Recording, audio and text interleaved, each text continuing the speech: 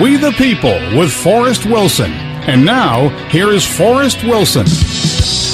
And welcome to The Resistance with your citizen newsman, Forrest Wilson. And last week, it was the first time I'd done the show in 4 years, and having done a bunch of research on the show, it was, I got off the air thinking I'd be all stoked and excited, and I found myself somewhat depressed. I mean, I can't believe how big our government is and how oppressive it's become. But today, I want to open the show with Benghazi, and I think this is a very important issue, not because it has a potential to bring some people down, but because there are 4 dead Americans that I think America needs some answers on. So I want to start with some of my experience in the government and some of the stuff that I was doing around the time of the first Gulf War, and this was 21 years ago. I I'd volunteered for a particular mission with the CIA's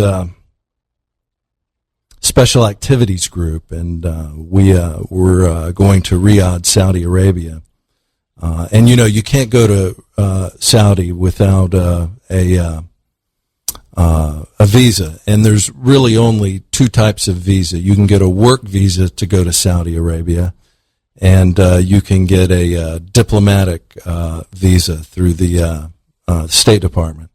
And those are the only 2 visas. You can take 2 missions in your lifetime if you're Muslim to Mecca, but other than that, there's really only 2 ways in, and that's through the diplomatic corps or on a work visa, because they import the majority of their workforce. The Saudis don't see fit to work, courtesy of us and all the Gulf oil that we purchased. But so I was sent to Riyadh through the diplomatic service, and I was basically going over there to work with the Joint Command at the end of the first Gulf War. And what we were doing was a thing called Operation Southern Watch, and it's no secret. They were enforcing the no-fly zone on Saddam Hussein.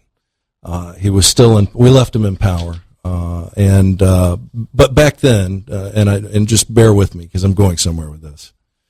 I had a communications pack. It was basically in a metal suitcase, about the size of your standard carry-on bag.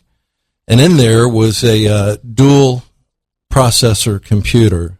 Now, you have to realize that 21 years ago, most people didn't even have a computer. But I had a dual processor computer. I also had a satellite transceiver, a directional antenna, and a photographic printer. Now, 21 years ago, most people had never even heard of a photographic printer, but of course, if you look at the technology and where the United States government is, and they need to be, but just FYI, they're probably a good 15 to 20 years ahead of anything that you could conceive or buy on the commercial market. So I go to Riyadh with this suitcase full of equipment, and I was in a tent somewhere right around the border with Iraq and Saudi Arabia. And I was in this tent with a case officer, an analyst, and a group of people from the Joint Command. Most of them were some of the higher-ups in the various military services, as well as some of our closest allies. And our mission was to destroy the anti-aircraft that was threatening our airplanes, enforcing this no-fly zone. But this was 20 years ago. I literally could speak to Washington with the touch of a button, and Washington could respond. There was nothing blocking it. There was no delay. There was, this literally went right into one of the centers there at Langley. And so I would go about bringing down this imagery so that they could analyze the battlefield and scramble jets and do what needed to be done. I mean, this is the equivalent of a Wi-Fi hotspot and Google Earth while sitting at your local Starbucks. But the point I'm trying to make is the fact that I had instant communications, and Washington knew exactly what was happening, literally minute by minute. And now let's fast forward to September 11, 2012, sadly. But instantaneously, CIA headquarters knew exactly what was happening in Benghazi.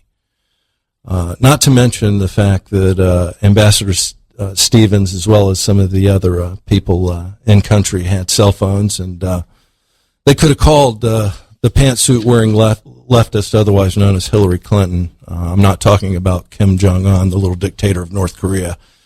No, but they do have something in common. They both love to wear pantsuits. His is olive drab. She wears a number of hideous colors.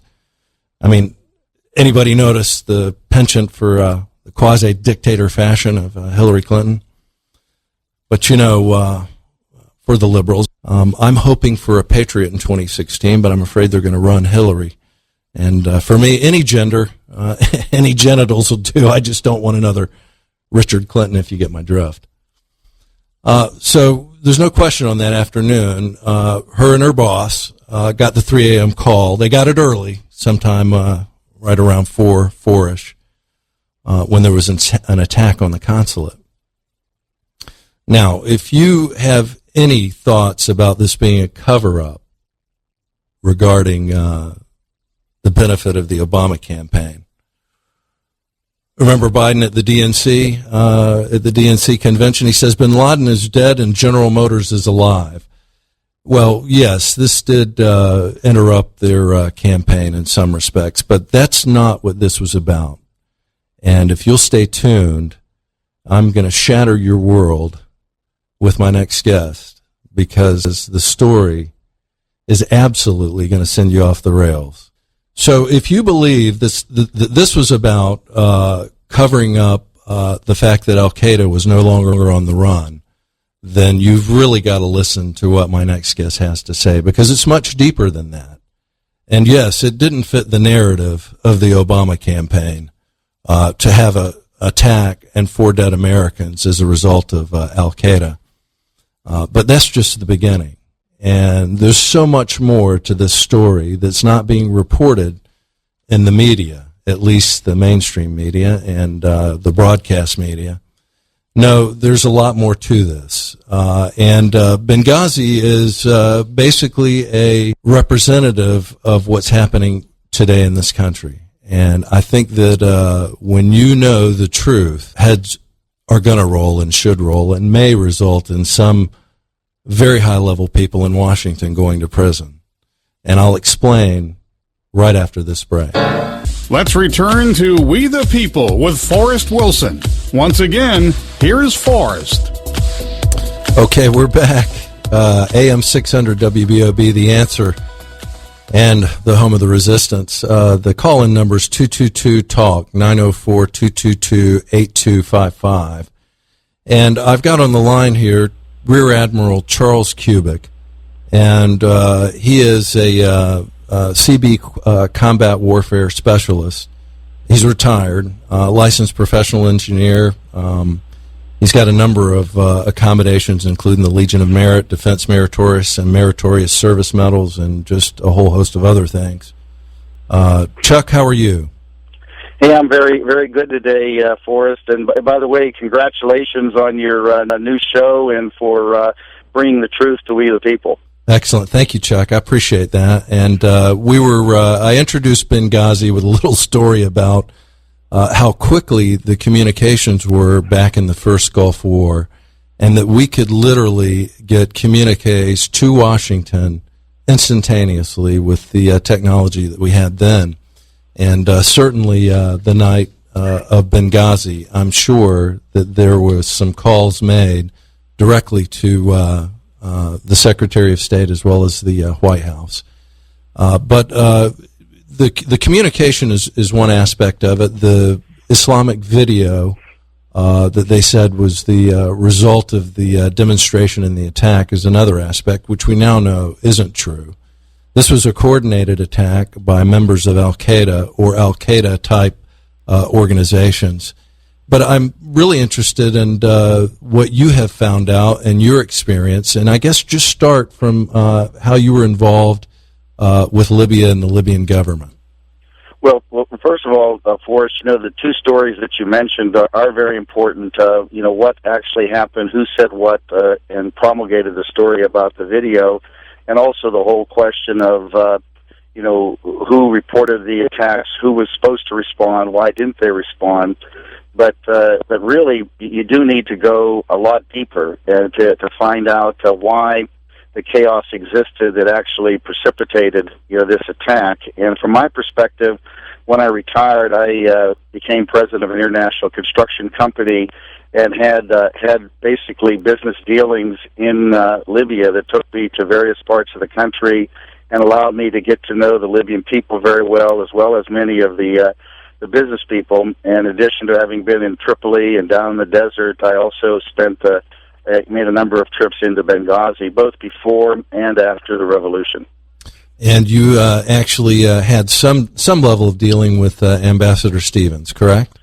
I did, and his predecessor, Ambassador Jean Kretz, as well. So you were in Libya at the time of the original uprising to overthrow Gaddafi.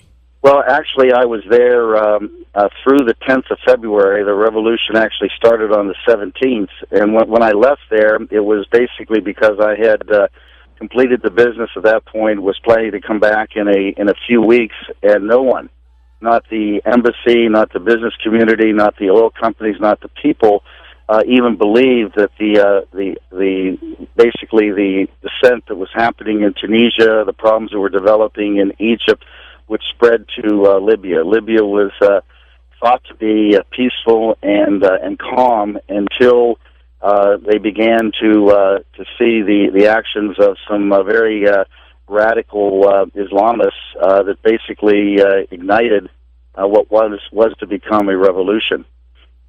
And what was our government's response? Well, I think at first they were confused. They didn't know what was happening or why, but intelligence was provided to them, and they began to watch this.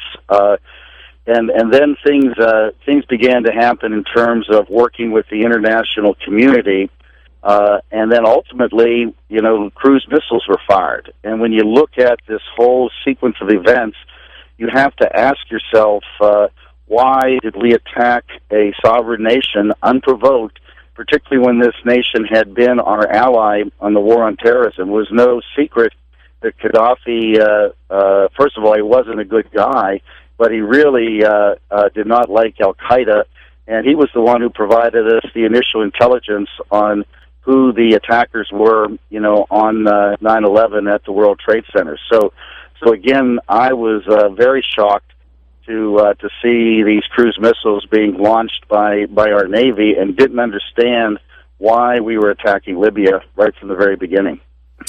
So the attack's going on, and Gaddafi does what?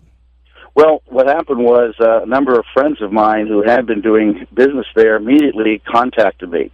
And their message was very, very simple. We need to stop this bombing. There doesn't need to be fighting because Gaddafi is ready to abdicate. He's ready to go into exile, either internally in the south of Libya or into another country that would take him. And they came to me and asked me, knowing that I was a retired admiral, to help them. Can I open a communication link, with the U.S. military to talk about some sort of a ceasefire?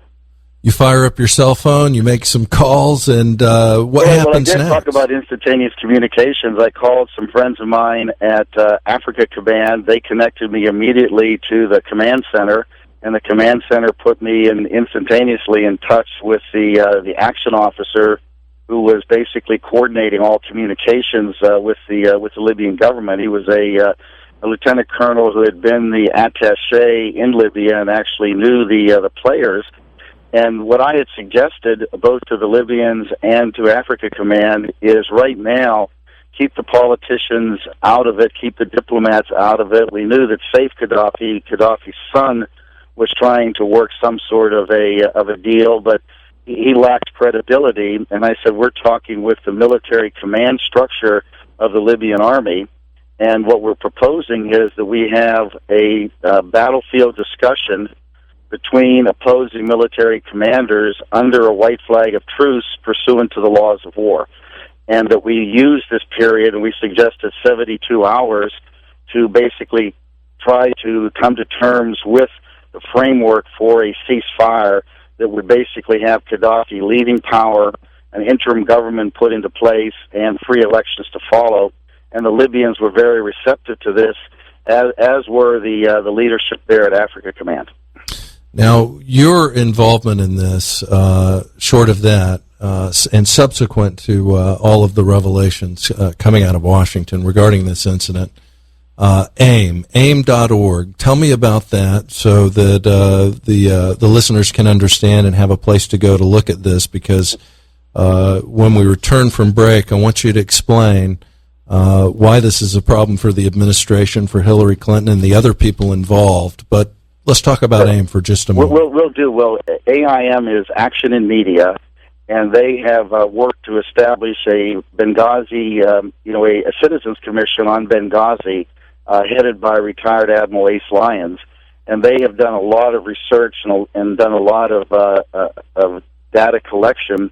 And it was in late April, on the 22nd of April, that they did a detailed presentation, which I participated in at the National Press Club. And you can see basically the whole story, including the videos of the press briefing at www.aim.org/Benghazi. And it digs very deep into the events that precipitated the attack on Benghazi in 2012. And I noticed Colonel Alan West is one of the members of that commission, as well as several former CIA officers, Claire Lopez and Kevin Shipp, and Wayne Simmons. Yeah, it's a very, very experienced, seasoned, and serious organization, and I had been talking to other people in the media, people on the Hill, and didn't know that they exist. They reached out to me, and then I began to work with them and provide the information that I had to them, and a lot of that information was then put out to the press and the public in late April. Okay, now where the law was broken, as far as you know, is where? Well, let's go back here just a bit. Once we had really 4 terms to the truce. 1 would be 72 hours. 2, the talks would be between General Abu Bakr and General Ham, the opposing battlefield commanders. Number 3, that the bombing would cease and the Libyans would pull back into defensive positions on the outskirts of the city. And number 4, there would be observers from the African Union brought in to basically oversee the truce. It was actually the 21st of March of 2011 when African Command said, we want to show good faith, have Gaddafi pull back his troops now. And so he did from Benghazi. They could observe that. And then following that, there was a phone call where the Libyans basically conveyed the 4 points that I just mentioned to you to the people at Africa Command. And it was generally well received. That evening, General Carter Ham went on NBC News, and among other things in his briefing specifically said that we are not targeting Muammar Gaddafi, and this was basically their show of good faith in response. That was the 21st of March. The 22nd of March, when we thought we were down to basically discussing the logistics of when and where this meeting under the flag of truce would take place, all of a sudden I got a call from Africa Command telling me that it was off, that that we're not going to go forward with the 72-hour truce. And I said, well, that's crazy. I said, who made the decision? Can I talk with General Ham? And they said, no, it was made above the AFRICOM level, to which I said, well, let me go up to the Pentagon. Who made this decision in the Pentagon? And they said it was made beyond the Pentagon, and they recommended that I just let it go. And I couldn't believe it, because then it was about 5 days later that we've learned on the 7 days. It was the 29th of March where the president signed a decision directive basically authorizing support to the Libyan rebels. And in doing so, we know now from research done by others that he actually had hard intelligence that the leaders, the military leaders of this revolution, were Al-Qaeda, including people like Qatala, Abu Qatala, who was the head of a brigade under Ansar al-Sharia. And Qatala, by the way, ultimately ended up there the night of the attack on Benghazi. He's currently under a sealed FBI indictment, but they haven't picked him up. And, of course, they're not even mentioning the sealed indictment. But as a result of all of this decision directive, there was an operation put in place where the U.S. kind of kept its fingerprints off of this, but facilitated the movement of arms funded by the UAE, managed and coordinated by Qatar, and then the authorization to bring them into Benghazi was given by the NATO command structure, Admiral Stavridis. And, of course, Ambassador Stevens at that time, before he was ambassador, was dispatched by Hillary Clinton to observe and coordinate with the rebel government Chuck, let's pick it up right there when we come back after the break. But I want to talk about the intel, what they had, and how that's going to fit into the finish of this story. We'll be right back. Let's return to We the People with Forrest Wilson. Once again, here is Forrest. Okay, and we're back. AM 600 WBOB, The Answer. You're with Forrest Wilson and the Resistance. And we're on with Rear Admiral Charles Kubik talking about Benghazi and the events leading up to it. You know, Chuck, you mentioned prior to the break, there was some intel that the rebels were terrorists. Right. And that intel was known prior to our government providing support, correct? Correct. I mean, some of it was actually open source. It was openly reported. But if you go in and you look at the documents that were produced by the Citizens Commission, there's actually excerpts, from these intelligence documents that they've obtained, and and it was very, very clear, who these people were.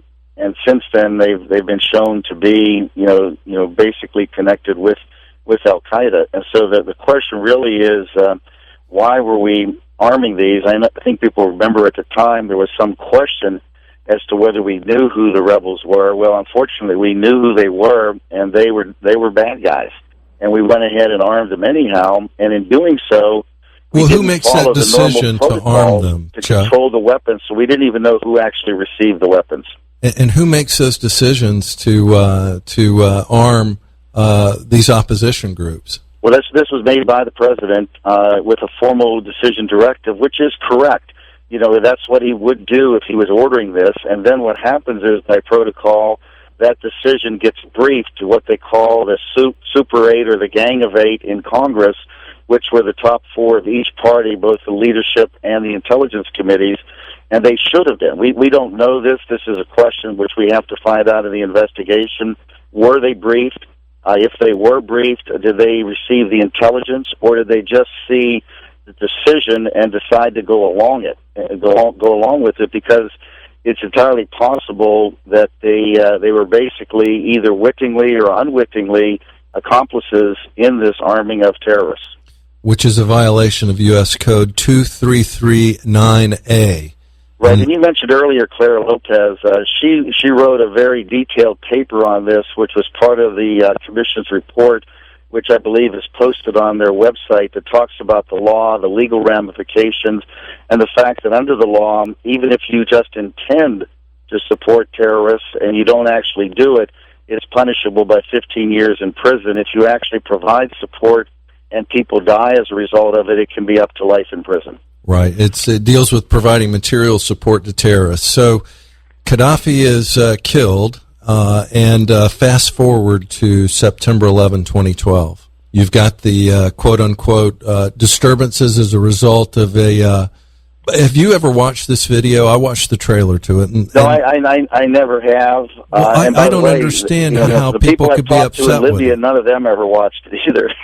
Yeah, I mean, if you watch it, it deals with Muhammad in such a way that I just don't understand how they could find it offensive. But we know now that that wasn't the reason for this attack. But the attackers were none other than some of the groups that had been armed during that period in the Libyan uprising, correct? Right. And particularly under the leadership of, there's really two guys, the head of the Libyan and the Islamic Fighting Group, which is a terrorist group by the name of Al-Hajj, and then Qatala, who was the brigade commander under Ansar al-Sharia. And they were basically hands-on, and the commission goes into some detail about who these people are and what was going on, but fundamentally, you had a situation where the Muslim Brotherhood was involved and was coordinating all of this insurrection. So, but by the way, Forrest, I've been to Benghazi after the revolution, and I had security when I went through, and I was there under the invitation of some senior military people of the new army of Libya, and you couldn't go a mile without running into a checkpoint, checking, and so it would have been impossible for these terrorists to get through that night. And these were all controlled by the Muslim Brotherhood in Benghazi, unless the Muslim Brotherhood was giving them safe passage through these various checkpoints into the diplomatic facility. Any idea? Now, I understand at the time, I mean, this was just before the election, Mitt Romney and Barack Obama. But what was, I mean, they obviously they wanted to cover it up for two reasons. Number one, they wanted to make sure that it fit the narrative that Al-Qaeda was dead and GM was alive. And but there was more to it, because if they did violate the law and an American was killed, that could result in life in prison, according to this U.S. code. Right, and for any of the people who were involved in supporting this, not just for the decision makers, it's very, very clear what the law is. Now, again, there were great steps taken to keep U.S. fingerprints off of it. It's what's termed a zero footprint operation. And rather than going through the protocols, I mean, in Iraq and Afghanistan, we provided Eastern European weapons, Kalashnikovs, AK-47s, to the Iraqi army, the Afghan army, but it was all done with established protocols, licensed arm dealers, approvals, at the Pentagon, at the State Department, and everything was done then with detection devices and tracking devices to be able to make sure that this was done, very above board, including end-user certificates of who actually got the weapons. Well, and it's a flagged army, too. It's not all of that was bypassed. And it's a flagged army. This is not a bunch of people running around in pickup trucks identifying themselves as rebels and revolutionaries. Right. So and again, we know that process was started because we've seen the documents, but at one point in time it was then interrupted, and the process that would have gone under the normal controls was allowed to happen in kind of an ad hoc cowboy manner. And I think that what we find is that many of the weapons basically moved everywhere. They moved out of Libya, and there was no control on it. And one of the questions that needs to be answered is, who was trying to deal with this? We believe, of course, that's the reason for the CIA annex. It may even have been the reason why Chris Stevens was in Benghazi that night, because they knew they had a problem with trying to get accountability of these weapons. We also knew that there was interest in moving some of these weapons, to other places in support of other operations such as Syria. Well, and I don't know that if it's a secret or not, but certainly the mission of the State Department is economic, but oftentimes they're joined at the hip with the intel community to gather intelligence on even our allies. But all that being said, this sounds like almost like a perverted Fast and Furious, if you will. Well, it's almost, I've heard it referred to as Iran-Contra plus Fast and Furious on steroids. Yeah. It's well, I can understand why they want to conceal it and keep it as quiet as possible. Now, Trey Gowdy has been named as the special investigator, correct? Correct. And he's the perfect guy for it. And what I've been, encouraging folks, and particularly your listeners, is to let him do his job and to, for a moment, try to take the politics out of it and just let it be a proper investigation where the facts come out. And don't even necessarily try to impugn motives and things like that, but get the facts out, get it all on the table, get answers to the hard questions, and then let the people of America, their elected representatives, decide what to do once the facts are on the table. And that may be difficult because there are still gag orders on people, there is still spinning going on, and there's still denial of documents. But I think the more people see that, the more they're going to realize that the deeper they dig, the dirtier it gets, and people are still going to try to brush this off. But it needs to stay out of the realm right now of any sort of political motive. It needs to be factual. Get the facts out. The facts will speak for themselves. Yeah, I agree. But the White House has already said, because Trey Gowdy's a Republican, that they're not going to cooperate. And I can really understand now why they wouldn't want to cooperate. I think what's going to happen, though, Forrest, is that once people understand the seriousness, that this isn't just about a video, and they understand that there's a potential that laws may be broken, it's my hope that people are going to start to come forward and they're going to talk. And maybe at the bottom of this, somewhere there's a John Dean or somebody who's just not going to be able to live with themselves is going to come forward and basically put this to rest and give us the true facts. Because again, I think Trey is going to try to keep this out of the realms of politics. Others are going to try to impugn his motives by talking about politics, but hopefully the way it's handled will speak for itself. Well, listen, you coming out and coming forward is part of the solution, and I just want to thank you for doing so. And well, Chuck, I know you've got a reunion you're attending, and I really want to thank you again for coming on and exposing this. And I think that if people want to view more, they need to go to aim.org, AIM.org, correct? Yeah, aim.org/Benghazi, and it'll take you right to the Commission's report. Excellent. Well, Chuck, again, thank you for your time today, and keep up the fine work. Thanks for coming out on this. Well, thank you, Forrest, and for all the good work you're doing for We the People. Excellent. We'll talk to you soon, Chuck. AM 600 WBOB.